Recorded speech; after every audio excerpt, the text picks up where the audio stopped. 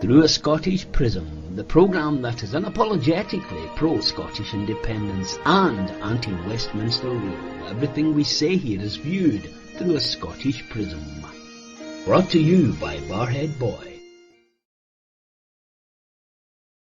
Hi folks, welcome back to Through a Scottish Prism. I hope you and yours are well, and you're all getting prepared for Christmas. We'll have at least one more show at least before Christmas, and then we'll have a wee break perhaps. We'll see what happens, and unless the politicians do something that we need to come back. But let's get the gang in and start off with right up there in the Clickman. We've got our favourite lawyer. It's our Eva. Eva, how are you? Hi Roddy, yeah, good. Looking forward to Santa coming, and naturally I've been a good girl all year, so he's going to be good to me. Well, let's just see if Mr. Petrie up in the City of Discovery has been a good boy. Have you, Mr. Petrie? Always a good boy, Roddy. Best behaviour at all times. No, we've just been getting ready for Christmas. Megan was seeing the Santa Bikers last week, and then we're off to see Santa Claus tomorrow. Well, lovely stuff, lovely jubbly. It just doesn't, Christmas in the sunshine doesn't work for me. That's the problem. Anyway, Mr. Boswell, where are we? In New York, Buffalo, where are we? Venezuela, where are you? I'm in a hotel lobby in Brussels, about to go for the Christmas dinner with my team, which is going to be dangerous, but a lot of fun, I'm sure. There'll be a lot of laughs, couple of boys, one of them can't make it, he's sick. Pat and Mick is wee Mick, but he'll be along shortly, hopefully, and I'm running a wee bit late for it, but that's life, what can I do? Nice to see Duty you. calls. Yeah, well, let's get started right away. I mean, folks, I don't know if you saw this week a certain report from Syria where CNN absolutely faked up the news. It was ridiculous. And they brought a guy who'd allegedly been weeks in a solitary confinement, didn't know that Syria had been freed and brought democracy. And he had the most beautiful manicured nails, a nice trim beard, and his hair was cut nice. And he looked remarkably good for someone. If I ever get incarcerated for weeks on end in a single cell in the dark, I hope I look as good when I come out. But just to say, we don't have fake news here. Everything you get here is real and true and to the best of our ability, because that's the thing. We'd get slaughtered if we did anything as blatant as that. But remember that next time they're telling you you're too weak, too poor, too stupid, or the broad shoulders of the UK, remember these people lie all the time about everything and anything. Anyway, that's enough of an advert for free speech and for Through a Scottish Prism. This week, we had Mr. As I say, I've called him the man who would be king, the political nonentity, and Sarwar. He managed to turn around and really do a couple of real belters this week, Eva. He firstly turned around and, sounded like a Tory by saying that the public sector was bloated too much and we had to cut away the waste. And later in the week, he voted twice with the Tories, the real Tories. Not exactly the actions of a man who wants to be the leader of Scotland, is it? Yeah, again, it's difficult to know where to begin with this. The interview to which you refer, I watched a couple of times, and I was really quite disturbed that this man plans to be the next First Minister in the Scottish Parliament, because he sounded as if he'd read a couple of lines from notes that somebody had given him, not properly prepared for the interview, but as usual had a wee bit of spin and a couple of sound bites to make it sound as if he was on the top of his game, when in fact he'd no strategic planning, no particular proposal to put, other than in essence to throw out insults about how the public service is bloated, but the way to fix that is not necessarily to reduce the number of people that work in the public sector, but productivity had to increase and there was lots of things that were wrong. So he pretty well offended everybody, when what he was really trying to say was SNP bad, Labour can do better. So he'd have been as well just saying that. But it shows you how much Labour are taking the Scottish vote for granted at the moment, that they're not doing their homework, they're not coming out with proposals that are workable, that are sensible, that may or may not be popular, but at least they would be able to make a case for. But here, in the context of his public sector remarks, I would say he just went off on one, ill-prepared, thought he would sound like he knew what he was talking about, and in fact, rarely took his foot out of his mouth for the whole time that he spoke. When he voted with the Tories, I saw one, I didn't see the other, But it makes me wonder just how difficult the voting process is, because this is not the first time that we've learned of politicians by mistake voting the wrong way. If they cannot even do that properly, why are we trusting any of this lot with any decisions that affect our lives completely? It's a sad day. Well, you know how cynical I am, Alan. And, Eve has always been generous in saying if it's a mistake. Now, I just say maybe, possibly.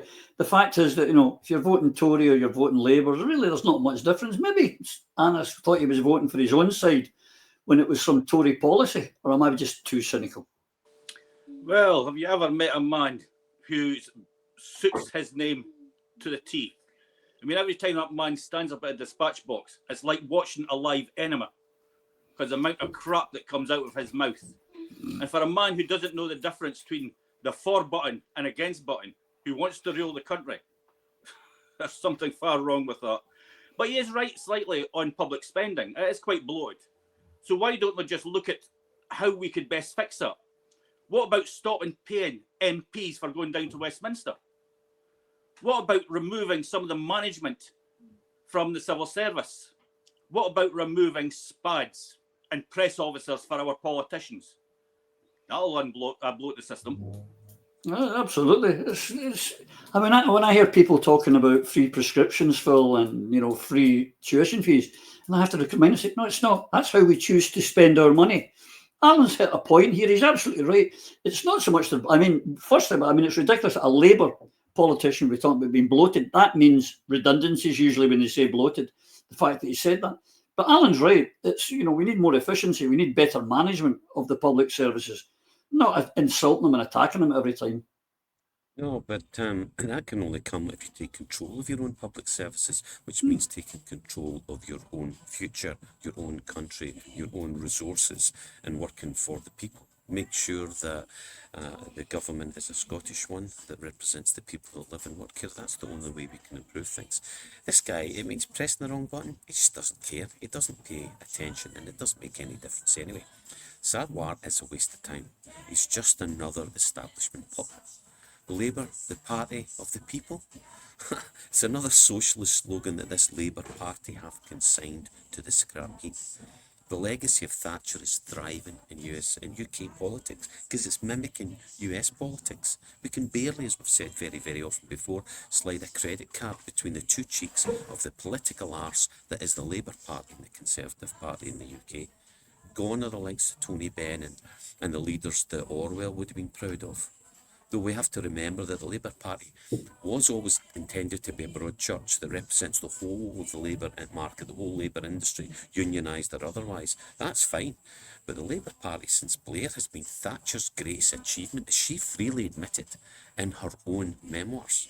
So the continued cutting of funds is just this, to devolve governments to the public sector. In real terms, i.e. even when there's an increase in funds, it's lower than the cost of these services due to inflation and the cost of living increases we have seen and suffered under.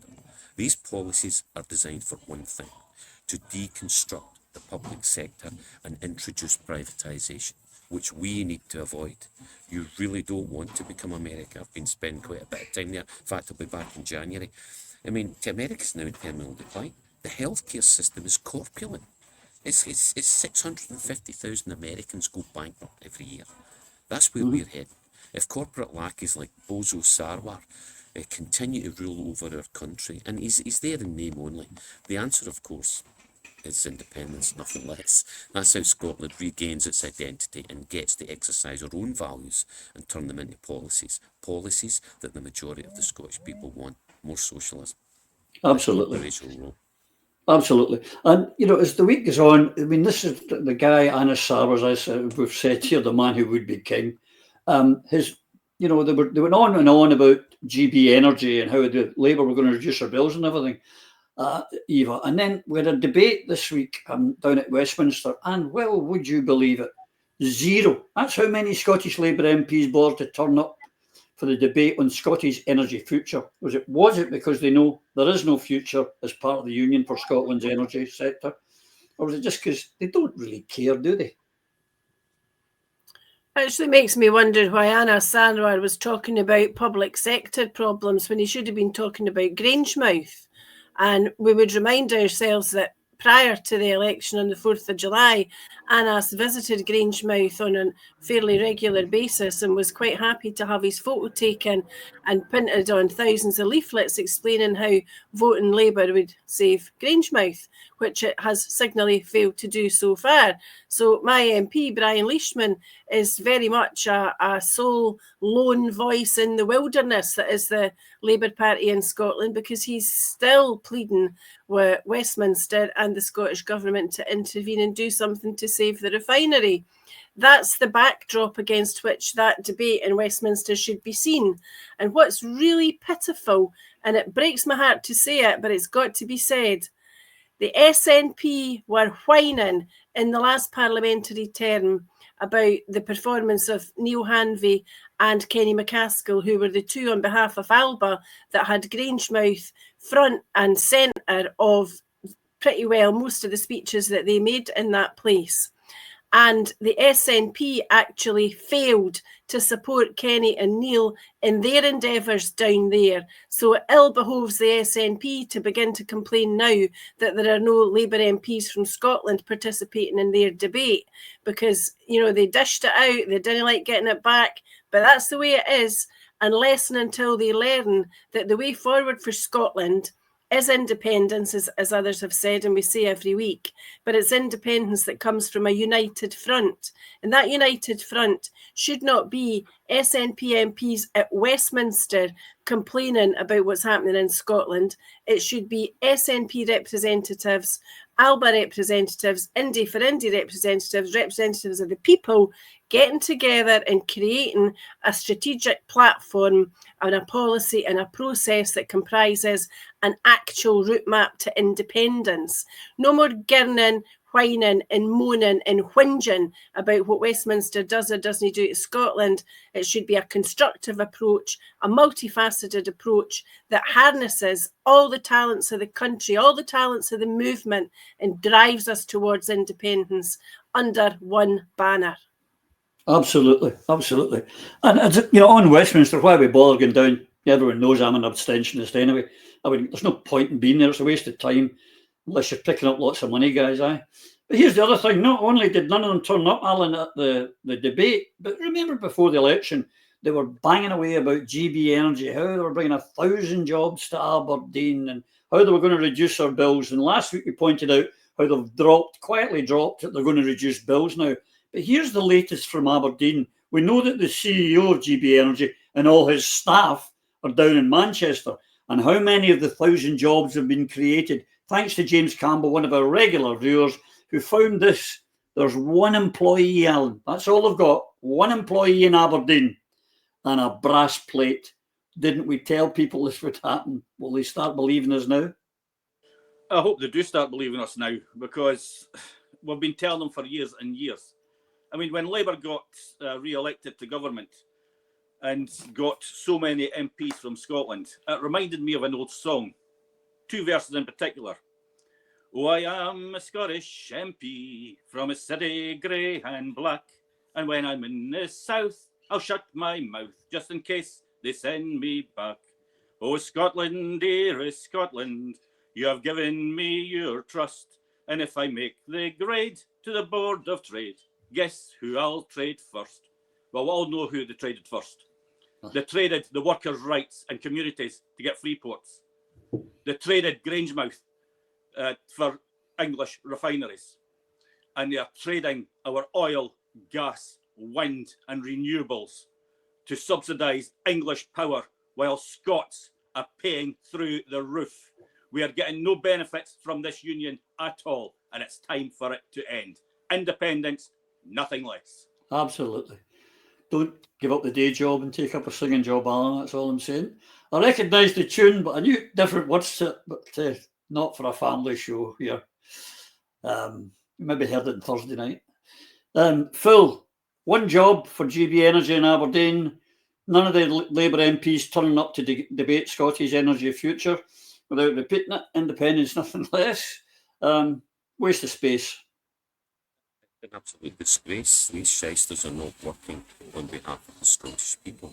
They are placemen and women, mouthpieces of the British establishment.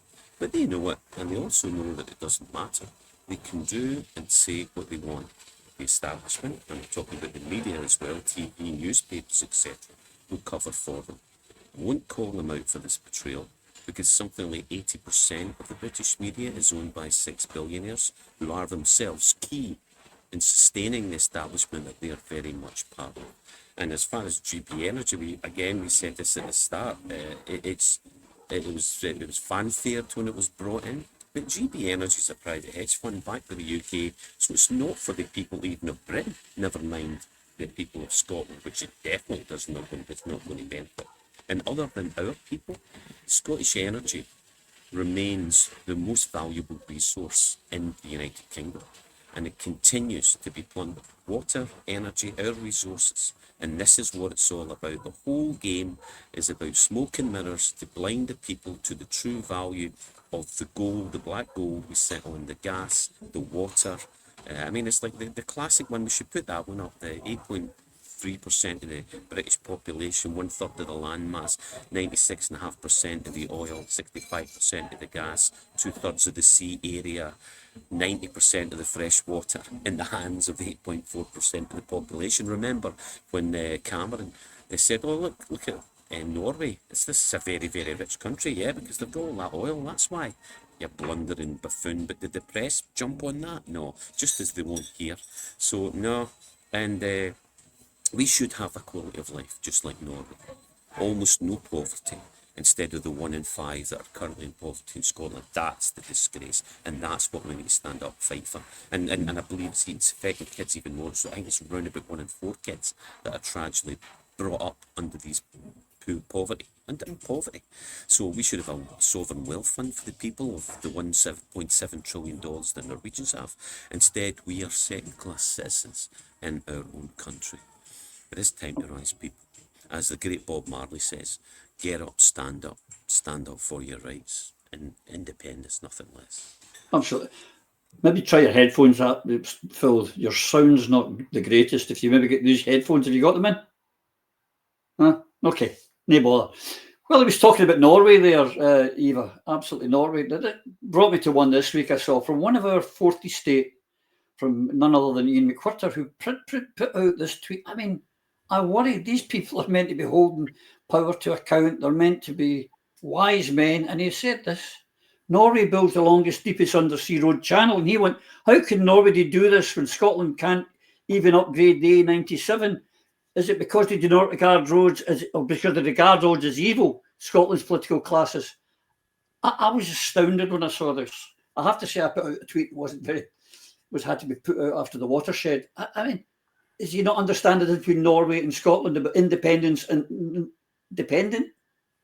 Well, I do agree with his comment that there are some environmental cretins at large in Scotland. That's evident. We've seen that in the past few years with the madcap policies of the Greens, which have cost us a hell of an amount of money. But, there is an obvious answer, clearly. And I don't understand why somebody so intelligent just doesn't allegedly see the forest for the trees. So, were Scotland an independent country, for the sake of Ian McWhirter or anybody else who doesn't understand how these things work, the revenue that would be generated in an independent Scotland belongs to an independent Scotland. And the people of independent Scotland will elect a government who will decide how to spend that money. And they'll have short-term plans and long-term plans. And those will include plans in respect of infrastructure that is urgently needed to be modified, rectified or improved, and longer-term strategic proposals for creating the country that we know independent Scotland will be. And a really good example of that is given by Angus Brendan McNeill. At the moment, he says, CMAL need about £2 billion for ferries and piers in the coming years. But the Faroese people could build 200 kilometres of tunnels for that money, which would roughly cover the distance from Stornoway to Glasgow.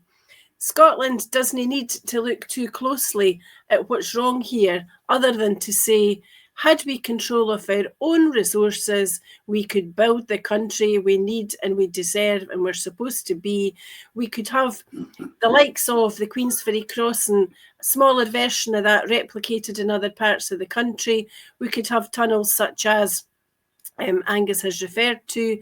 We would not have to have arguments about, is it trams against buses, and what about trains, what about cars? You saw there was a nonsense during the week about charging people to drive their own car because the Scottish Government has an ambition to reduce the number of cars on the roads by 20 to 25% over the course of the next few years.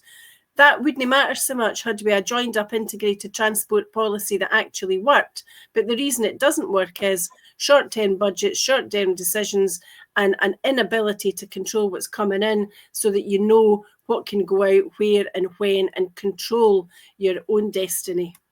Yeah, I would just say that on that, the charging you for driving, the government, Fiona Hislop, came out immediately to say this was not a Scottish Government idea. It was a think tank who came out with the idea.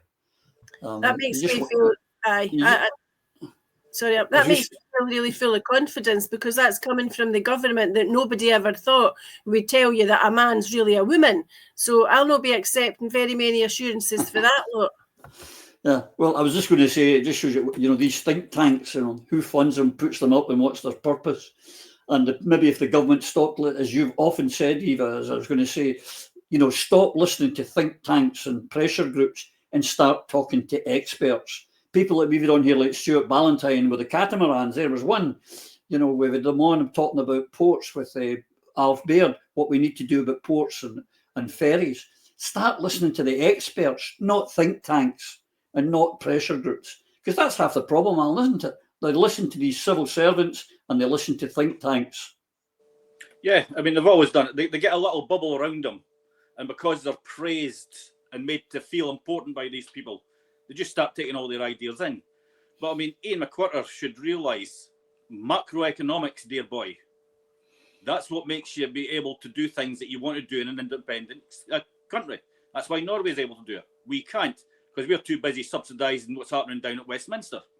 All our money has been taken from us. So it's no surprising that we can't do a lot of things because we're restrained. But what we've got to start doing as a Scottish Government is thinking outside the box. Now, we have major capital projects that's needing done. Why don't we look at setting up Scottish premium bonds and start selling Scottish premium bonds to fund these different kind of projects? Think outside the box. Make Westminster come down on you like a ton of bricks and stop you. Yeah, gets the people going. Phil, one of our alleged, top journalists suggesting, why aren't we like Norway? Are you yes yet, Ian? I should have said. I should have said the same when you told me about Brian Leishman. Are you yes yet, Brian? Because that is the solution. But were you surprised when someone as allegedly intelligent as Ian McWhirter from a private Edinburgh school come out with that nonsense? Well, no, obviously not.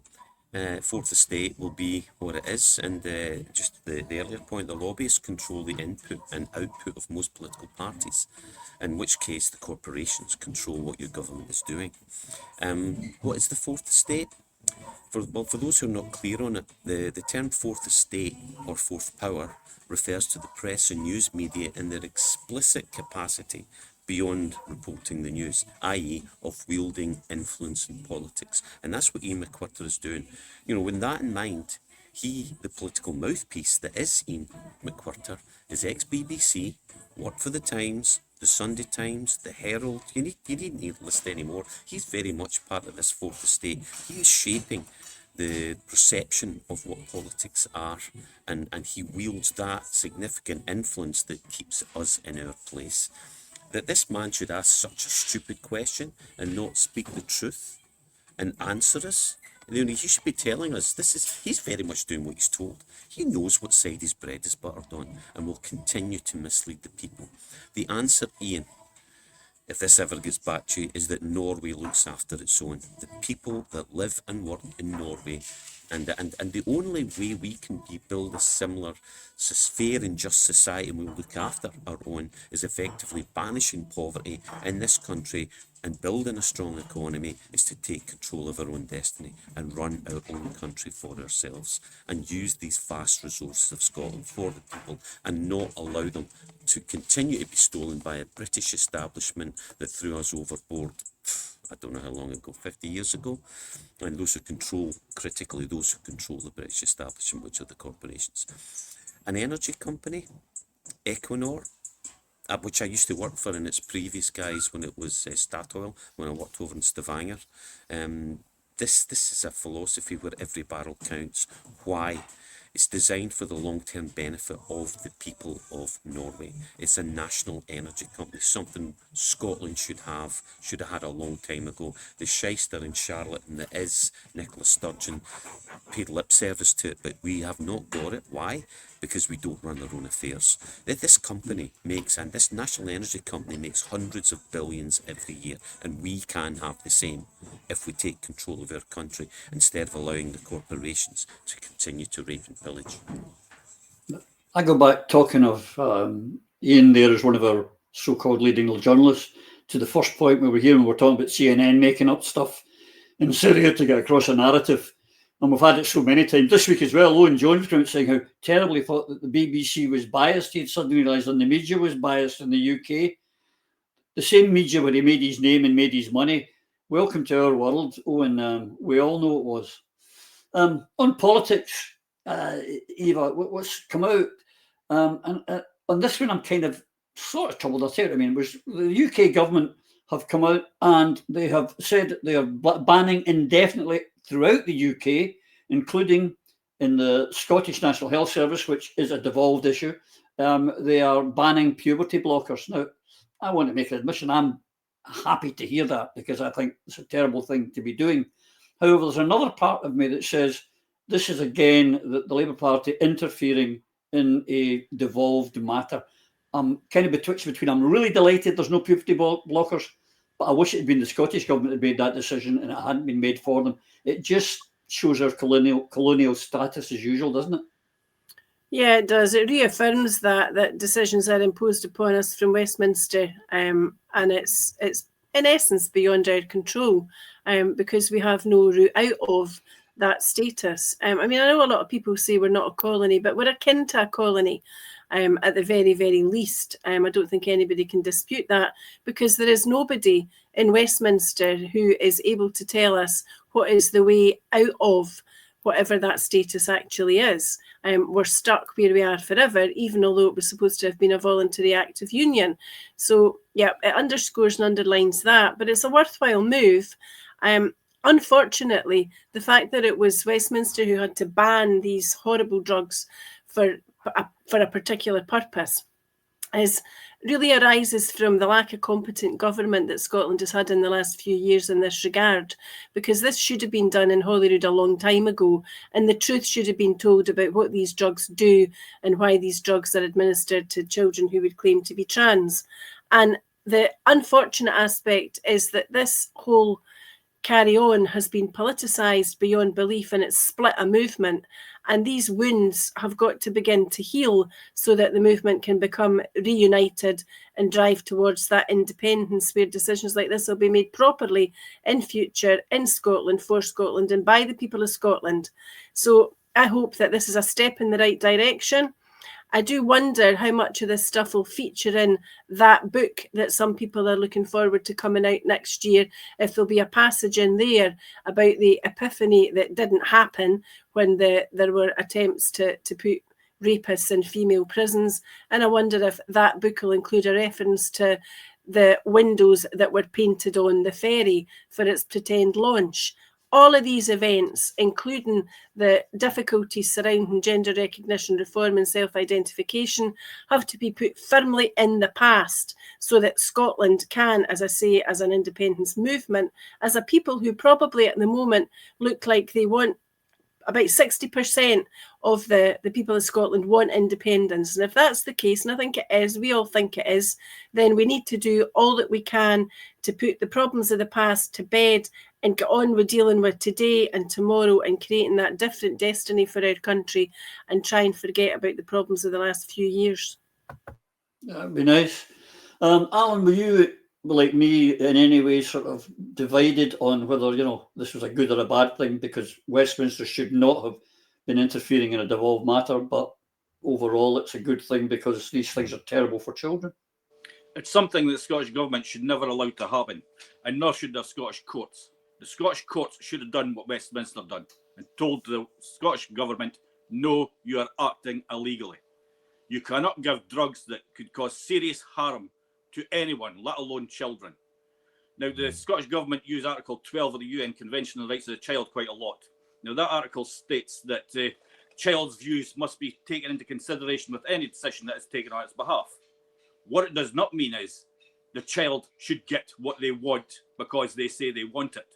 Adults in that room have to take into consideration the bigger picture and say to children, whether they like it or not, no, it is not happening.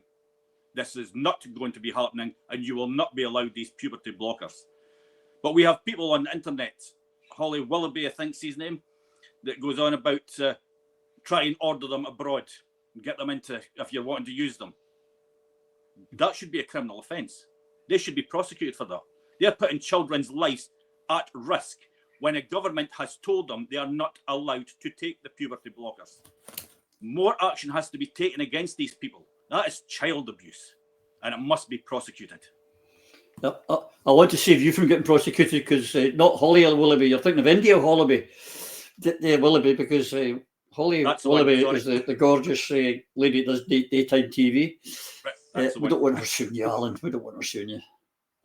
Defamation, whatever it is called nowadays. Phil, were you at all split when you heard Westminster interfering in a devolved matter? Well, what we should bear in mind is what is reserved and what is devolved, and this is the problem. The classic saying, a devolved power is power retained. It's very simple. They control, they can step in whenever they want and do what they want, and there's nothing we can do about it, and we're not getting much of a complaint about it. On the actual, so it is very much the thin end of the wedge. Scotland, we know what's happening with the creation of the British government in Edinburgh, the representation. That is a unit in Edinburgh, an organisation that continues to grow. We're seeing the deletion and deterioration of power devolved to the Scottish Government. So what little power we have is being eroded, gradually eroded, and basically it'll be disappearing. It's there in name. It's just a big council. We've known that for a long time, and that's why it's essential that we strike while iron's hot. We really need to get moving on this and make sure that we determine what our own powers is. On puberty blockers, governments should not be making these decisions, to be honest. Puberty blockers have a use in certain medical situations, or where there is a genuine medically designated or determined requirement for their use. So you're getting these virtue signalling politicians making decisions that affect, as Alan has said, as Eva knows very, very well, that are life and death for some kids. It's abuse of children in some instances. It's also forcing them on kids or allowing them to be used by kids. It can be abuse, but also denying those who do need it. The use of puberty blockers is also wrong. This is a medical decision and must continue to be so. It should not be made by politicians, especially the ignoramuses that we currently have representing us. So no, thin end of the wedge, we're continually going to be undermined, and we can expect many, many more powers to be removed from the few that we do have, and it will return to a government where UK continues to dictate to us what we can and cannot do.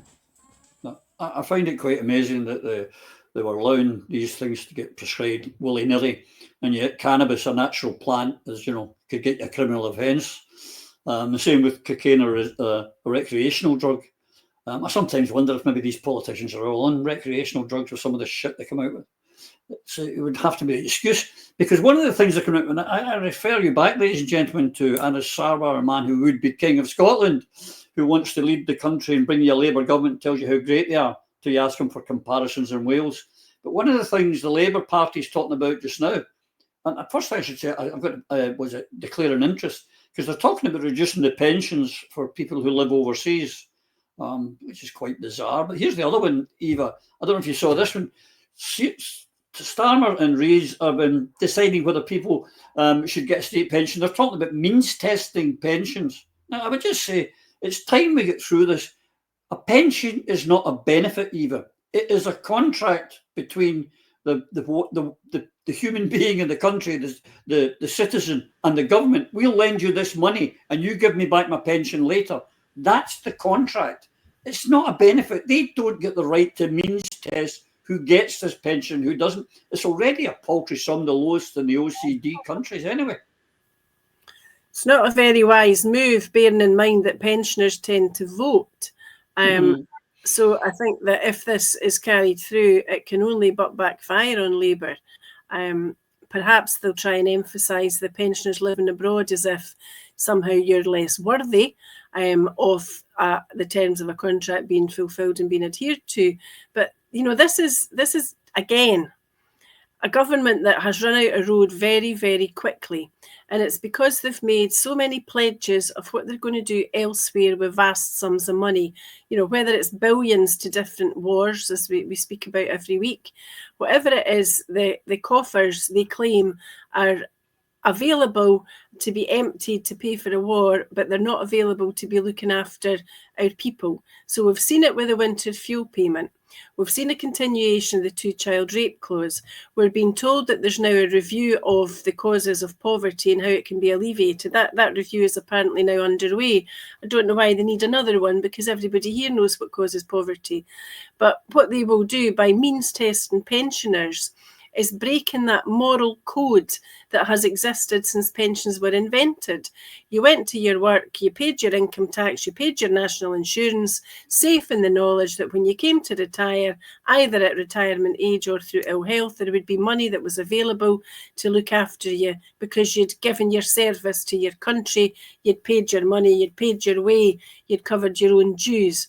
So to remove that right, to remove that entitlement, is really striking at the heart of what is a government, what is the rule of law, what are citizens entitled to expect? Because with this law, I think it's pretty plain that they'll do whatever they want to do because they've got the majority in the Parliament to see it through. There are very few in the Labour Party at the moment elected to Westminster that have the spine to stand up against garbage like this that should never have been uttered in the first place. Well, absolutely. Alan, to talk about the pension they've allowed us, it goes back to the narrative. I go back to these corrupt corporate media companies who've allowed slowly but surely the pension to come across as a benefit, a gift from the government to the worker when he retires. And I should shout out for the WASPy women, because you're right, even when they retire, the contract we were given as a man retires at 65, a woman retires at 60. And they broke that covenant when they made the WASPy women go without their pensions for extra years. And they're slowly but surely raising up the pension. They're even talking about moving up to age 75, Alan. They're just reneging all the time and stealing the national wealth. Yeah, welcome to Scotland, the only country that when you get older, your pension gets further away from you because they keep increasing the age. I mean, for years, they penalised women for just paying half a stamp. Then they shafted the WASPy women. And now they want to remove pensions from other people. It's ridiculous. People have paid into the pension scheme. Thatcher stole from it before. Then Gordon Brown dipped his hand in the pocket, which reduced it. And you're right, Roddy. It's one of the lowest, if not the lowest, in the western. It's the lowest in the western side. Labour. The more and more Keir Starmer comes out with, the more I'm convinced that he's only looking to be the Prime Minister for one term, then move into the House of Lords. And his real job is to make sure Labour never, ever become a left-wing organisation again and never, ever get re-elected to government. There's no other explanation to this. I mean, he cannot be seriously trying to put Labour Party and Labour principles forward by these policies he's bringing in. He is destroying that party. Even though I didn't think it could be destroyed any further than what it was, Keir Starmer's just went, hold my pint. Every single policy he comes out with is worse than what the Tories. Now, when he said when he'd change, I didn't think that's what the change was that he meant. I mean, we thought things could never get any worse in this country. Well done, Keir. I'll give you another explanation. He doesn't want to leave and go to the House of the Lords. I think he wants to leave and go to the Senate, Knesset in Tel Aviv. That's what he wants. Because that's where his loyalties lie. They don't lie with the English, the Scottish, the Northern Irish, or the Welsh people, that's for sure. His loyalties lie elsewhere, and the same with his entire cabinet. Remember that, folks. Phil, trying to steal the pension and turn it into a benefit from this contract, it goes against everything that was done in 1945 with the Labour government. Yeah, and it will continue. I mean, they're doing the same with the health service. Every social contract, every benefit that's so hard fought for, that we are entitled to, that we pay for, and we want to pay for, because that's what we want in a fair and decent society. I mean, the UK pension is the worst pension in the Western world. Not so long ago, the Mexican pension was a bit worse, but lo and behold, we've sunk below the Mexican pension at equivalent stakes. So, and even this paltry sum is under attack. Reducing pensions for those living abroad as well is being looked at, and it's this erosion of the benefits that we earn in this social contract, the pension, that is disgusting. And remember this, pensions are under attack through corporate greed. The West, I believe in capitalism. I believe it works hand in hand with proper socialism. And a government that looks after the people and doesn't allow the corporations to ride roughshod over us. But this is corporate greed. The public and private pensions are being stolen. Remember Robert Maxwell?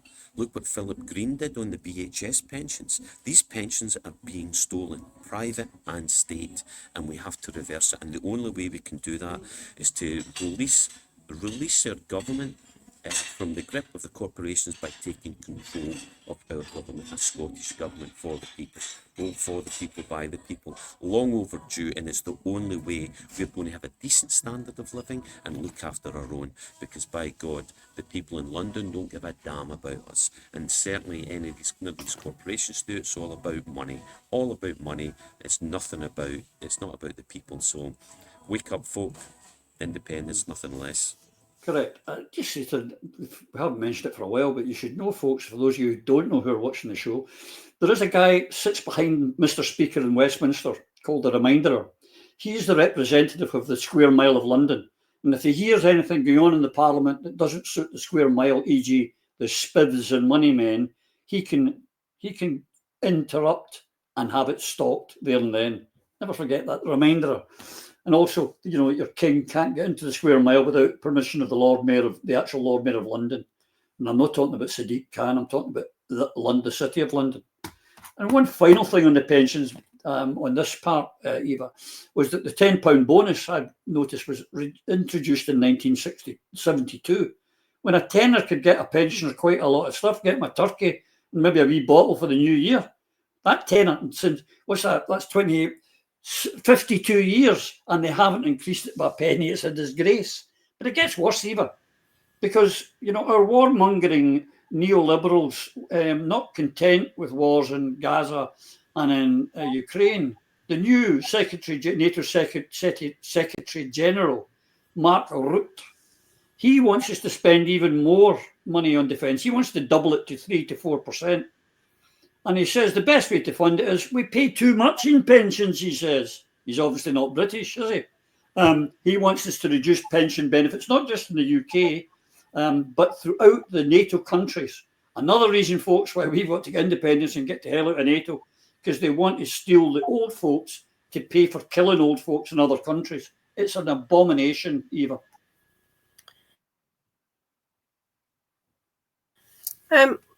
I would really like to know what is the definition of defence, because the spending that I'm seeing, particularly by the UK government just now and the Americans, is not defending what's happening here. Nobody's attacking us yet.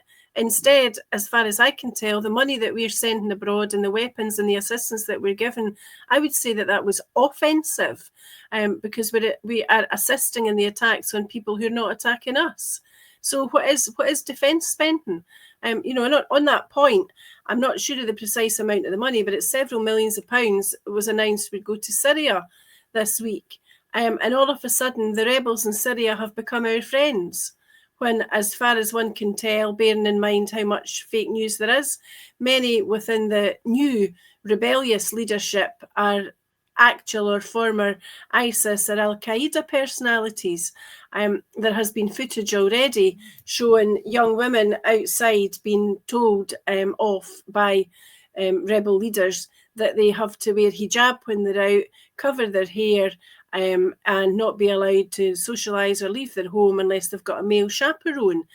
I feel very chilling or very chilled about this, or rather it has a chilling impact, because it seems to me like this is heading in a very similar direction to Afghanistan, and we know what is happening to women there. They have no lives. They are in essence restricted to their home. If they go outside, they have to be covered from head to toe. They're not allowed to even say or speak or utter a word outside of their own home. They're not allowed to speak to each other anymore. They are not allowed to have an education.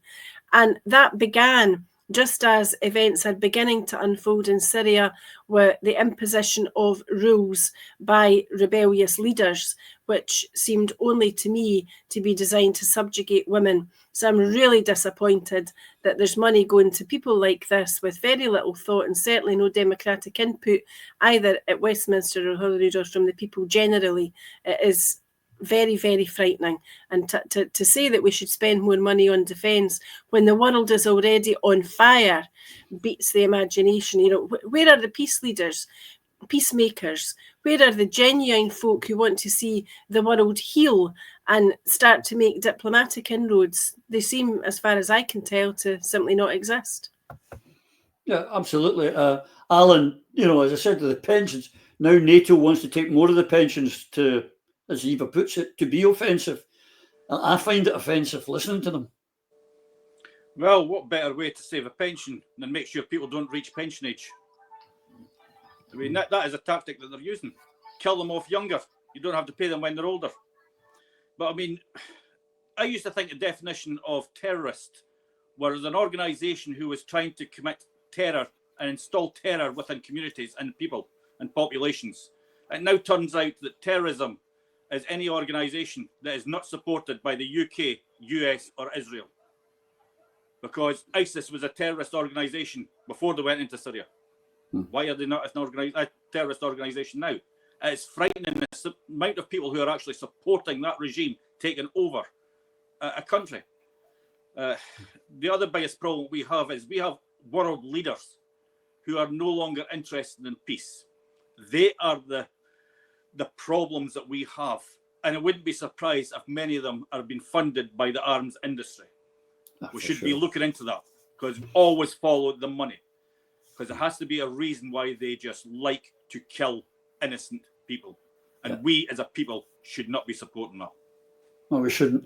We've got this route wanting to take more money from pensioners, Lloyd, but as Eva alluded to, the day that this guy who's known for beheading people, etc., ISIS, who don't, funnily enough, they don't attack Israel. They've never attacked Israel, these people. We sent 11 million on the day one. We, the taxpayers of Britain, sent 11 million via Starmer. He didn't go to Parliament to ask permission. He sent it to them. But and on the same day, this is all together. The pensions reduce it.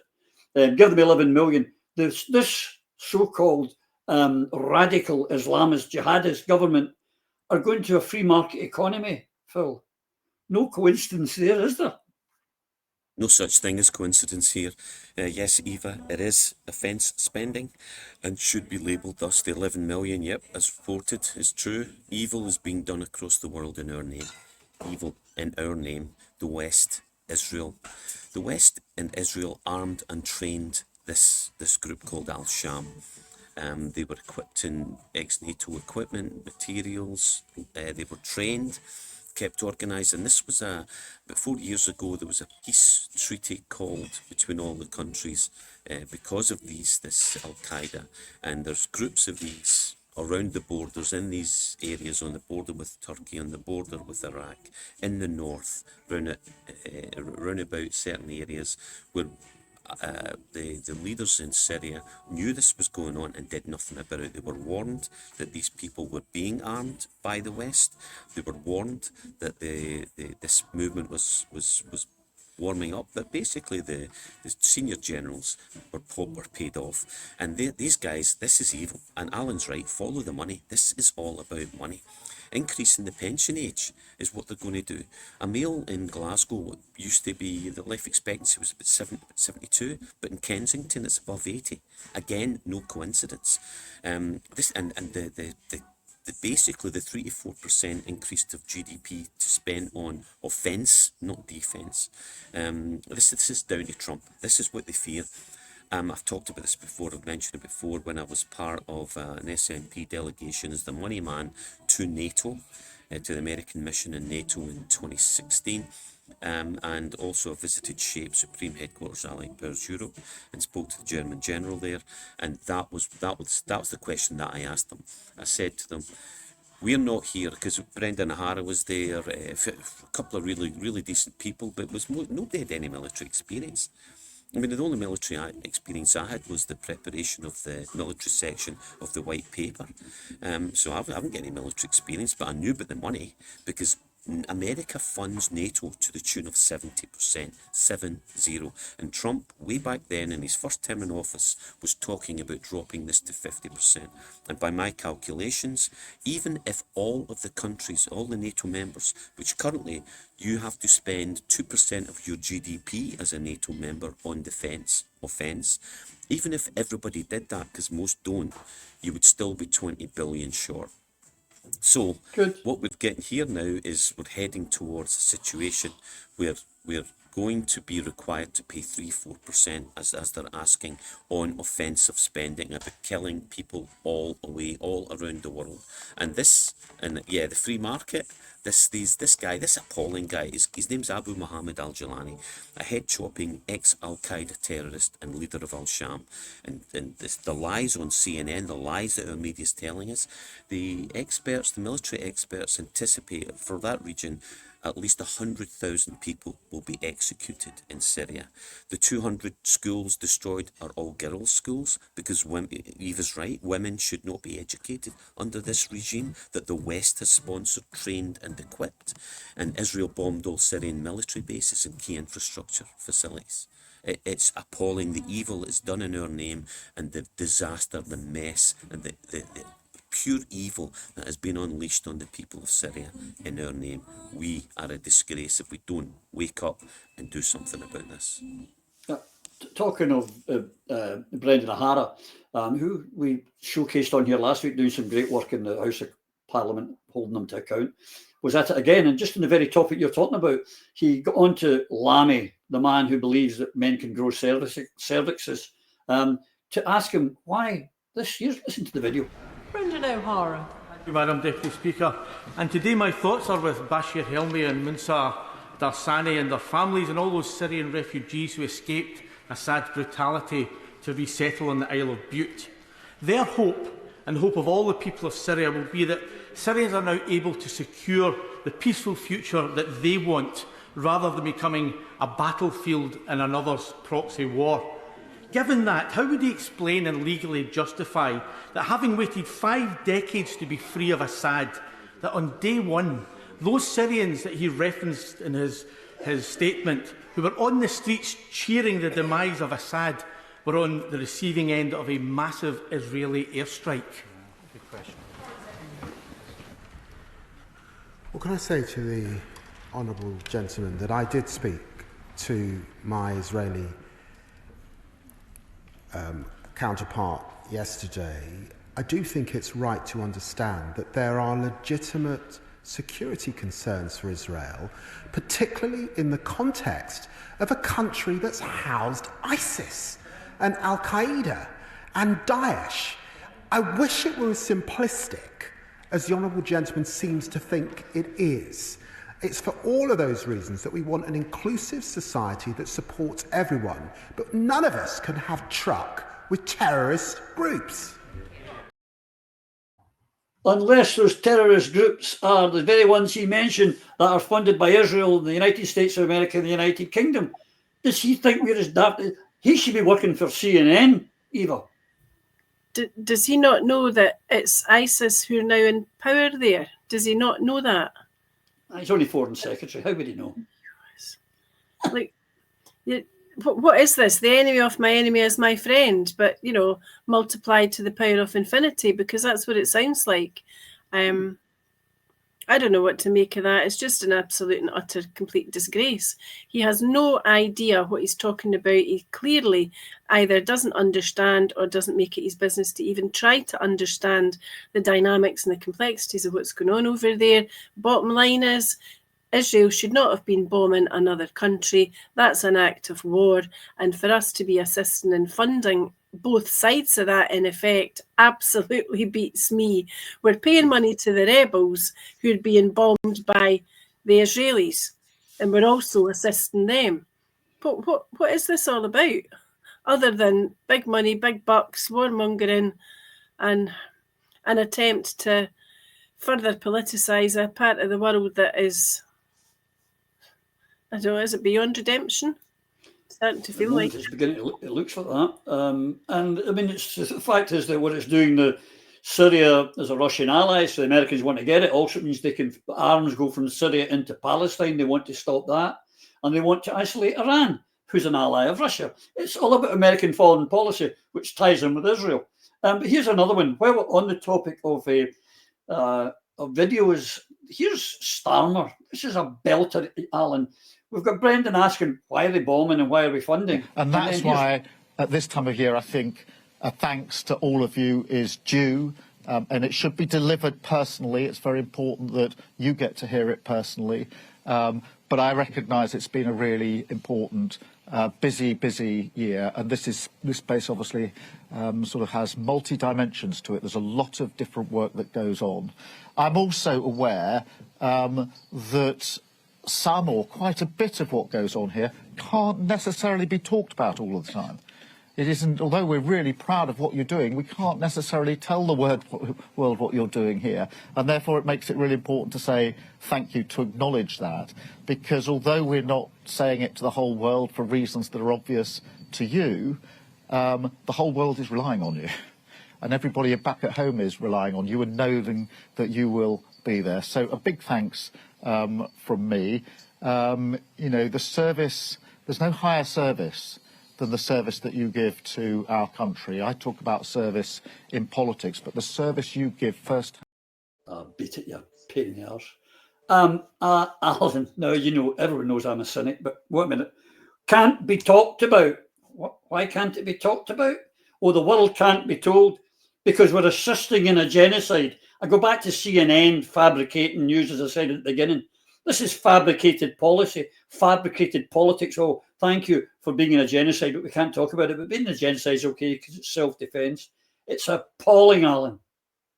Yeah, I mean, I have to say straight off that if the bombs don't get them, Starmer will bore the shit out of them. I mean, what a ridiculous speaker that he is. I mean, that was so boring. But yeah, the important part is he's there congratulating troops who are probably carrying out orders that none of them agree with. Because I don't believe any of those soldiers want to help in genocide. And it's maybe time that the armed forces started to remember what happened after World War II. Because taking orders was no excuse. You were punished just as much as the people who were instructing you to do things. And maybe that's got to be sunk into their heads. Do not comply with assisting genocide in any way. Refuse the order. Make them court-martial you. Because I'll tell you, that won't be kept a secret if enough of you do it. No, correct. Can't be talked about, Phil. Alan's right, but it's not only it's wrong, it's not a defence. As we saw it in Nuremberg, I was only following orders. Is not a defence if you end up in The Hague. Yeah, and of course, Starmer is thanking them for their service and talking about service, a greater duty, no greater service. What, bombing civilians is a service? The military are not paid to think. The military are paid to do what they're told. And right now, they're told to kill people. And that's what they're doing. The UK is doing evil, and they're doing it in our name. Brendan, look at these two clips. Brendan was not telling the whole story, and Lammy is a liar. The West sponsored these terrorists. We sponsored it. Al-Sham have not fired one bullet at Israel. Why? The Israelis bombed the naval bases, the air bases, and key infrastructure. They're crippling Syria because they know that Al-Sham is just a tool of the West, that they don't care whether Al-Sham succeed or fail, so long as they topple Assad. And really, most analysts were surprised at how easily this was done. It was a real surprise. They thought there would be a war here. They thought that, and Ukraine were involved in drone training as well. And this is another front to keep the Russians and the axis of so-called evil busy. This is what this was about. And what you have is obviously the forces that are currently facing Israel were supplied through Syria. So what Israel, from being on a hell of a beating and under massive pressure, have now relieved that pressure somewhat. Because now the supply lines for their enemies can be choked. Because these guys, this disgusting group, Al-Sham, these terrorists, these murderers, these head choppers, these rapists, these are not civilized people. These are not the kind of people we should be supporting, and yet we're using them for our own, well, not our goods, for the benefit of the corporations that run our governments. Join the dots, folks. Evil done in our name. Our armed forces are complicit in aiding genocide in Palestine and sowing genocide in Syria. It's an absolute disgrace. Yeah, and what's coming next, folks, is that Syria's got a lot of Christians in it, and they're going to be a target for this mob. And when that happens, I wonder how the great Americans, God bless America, Christian America, is going to handle that. Well, they don't mind when the Christians are getting killed in Palestine either, so probably they won't have a thing.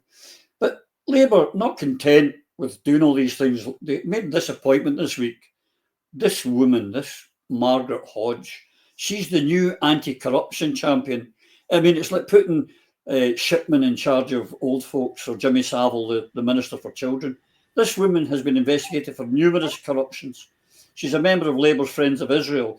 She was one of the ones that backstabbed and used corruption to get rid of Corbyn. She was involved in a child ring where she didn't push through, where children were getting molested in her council area, and she did nothing about it. This is a terrible woman, and she's been given it's typical of the Western culture and Western politics. She's useless, so she gets a promotion.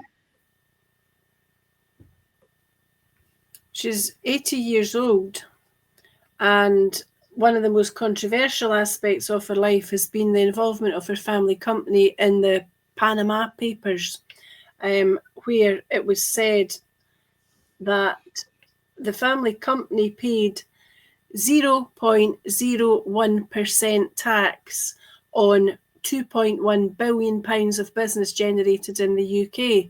I think that tells you all you need to know about her particular motivations. And she's probably not suited to be chairing anything in respect of corruption, other than that she's obviously had connections to people that were able to bend the rules to suit their own personal purposes to the detriment of this country.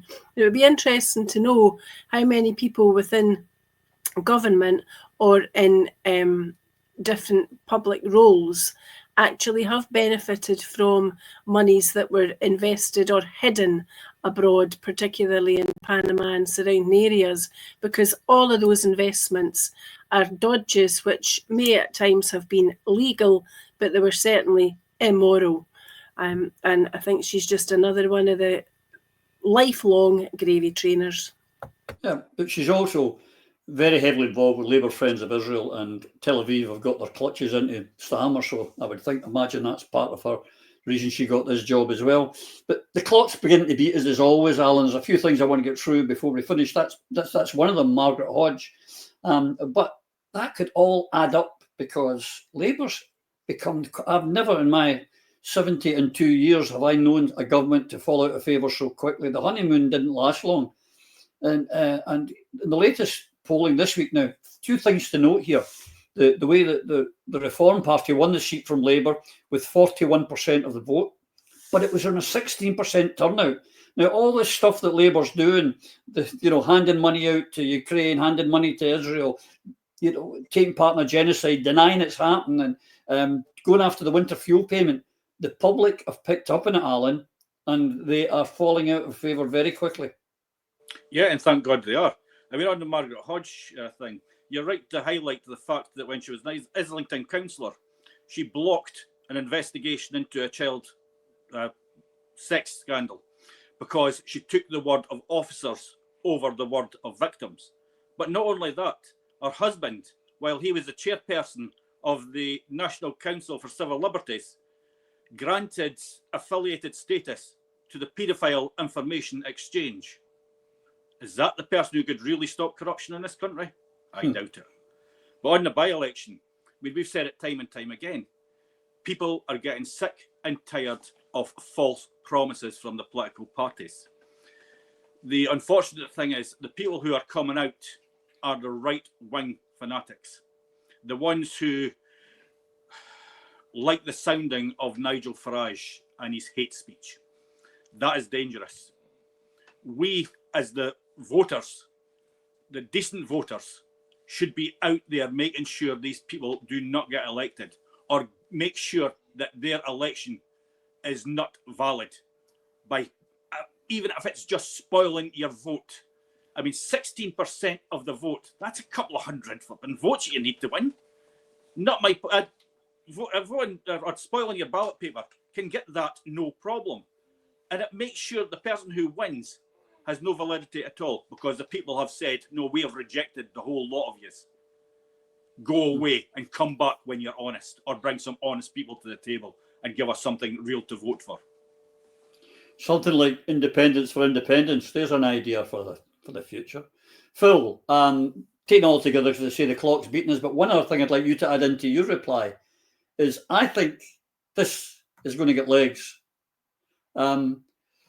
And the way the GB have got it, the pro-Gaza Independent Alliance will form a new particle with Corbyn. I think the establishment are terrified of Corbyn still, and I think this party has got chances. Well, Corbyn speaks the truth. That's what terrifies them. He is conscious. He has a conscience, which none of these people have. He is the old Labour Party that we were proud of. He's got principles as well and morals. Yeah. A man of the ragged trousered philanthropist era of Labour Party, where people matter, not the corporations. Margaret Hodge, we need to escape the rule of the shysters like Lammy, Hodge, and the current Labour construct. Same as the SNP. And remember, Margaret Hodge's maiden name is Oppenheimer. Right? She's Friends of Israel, no surprise. The Panama Papers is a massive issue here. She's a shyster that is part of the problem, not the solution. And the rise, the win in St Helens, the rise of the radical right, it's terrible. Alan's correct, hate speech. But yes, indeed, look at the turnout. We need to vote. Your vote matters, folks, especially on the independence issue. SNP have betrayed us and need ousted. The only option I see right now is Alba. But even that party gives me concern with the sad demise of, especially with the sad demise of the great Alex Salmond. At least it was strengthened recently with Angus Brendan joining. That's a plus. But I hope he can steer that ship where it needs to be steered, because there's some people in Alba that are worth the watching as well, and we just have to speak the truth here, so long as they represent independence and give us a clear and straight path and a plan towards independence, and keep the absolute gravy train troughters to a minimum. Sadly, it's always going to be an aspect of politics, and it's something that I've said all along. You can't blame for people getting on and climbing up the greasy pole, but as long as they don't put their ambition before the principles that they're supposed to stand for, and that it's got to be independence and nothing less. Correct. Independence, nothing less. Well, folks, the clock's beating us.